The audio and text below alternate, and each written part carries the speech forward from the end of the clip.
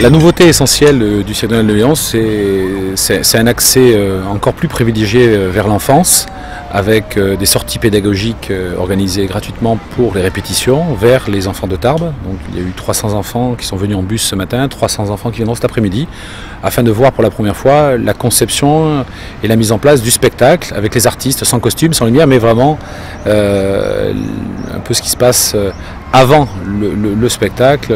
Voilà, des hommes et des femmes normaux qui répètent, sans la magie des lumières, de la musique, mais avec une proximité nouvelle. Et on a par exemple des enfants qui ont découvert tout un tas de petites choses qu'on ne voit pas par ailleurs. Et ça donne aussi un aspect plus accessible, plus concret et plus réaliste aussi de ce qu'est la vraie vie de cirque. Un vrai travail en amont, des efforts importants de répétition, de mise au point. C'est pas quelque chose qui s'improvise.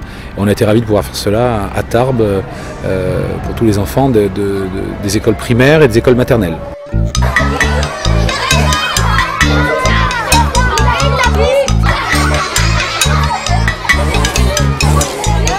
Une sortie comme ça leur permet d'abord de voir les répétitions. Et alors, très important, je viens de voir qu'ils ne savent pas applaudir. Et qu'est-ce que c'est applaudir et pourquoi on applaudit. Et puis l'effort aussi, l'effort. Ils ne comprennent pas que les animaux, c'est difficile pour eux. Donc on va travailler là-dessus, c'est très intéressant.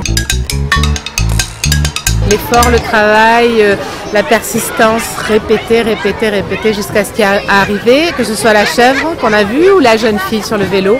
Et ça, c'est très important. Oui, au niveau scolaire, c'est très intéressant.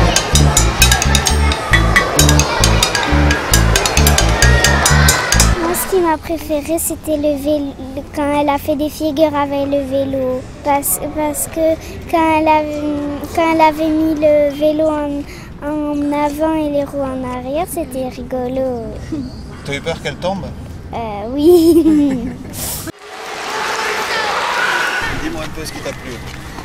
C'est qu'avec le petit chien, avec les chèvres aussi, parce que quand il y avait le grand truc là qui montait, après il y avait un truc rouge, alors ça m'a fait rigoler.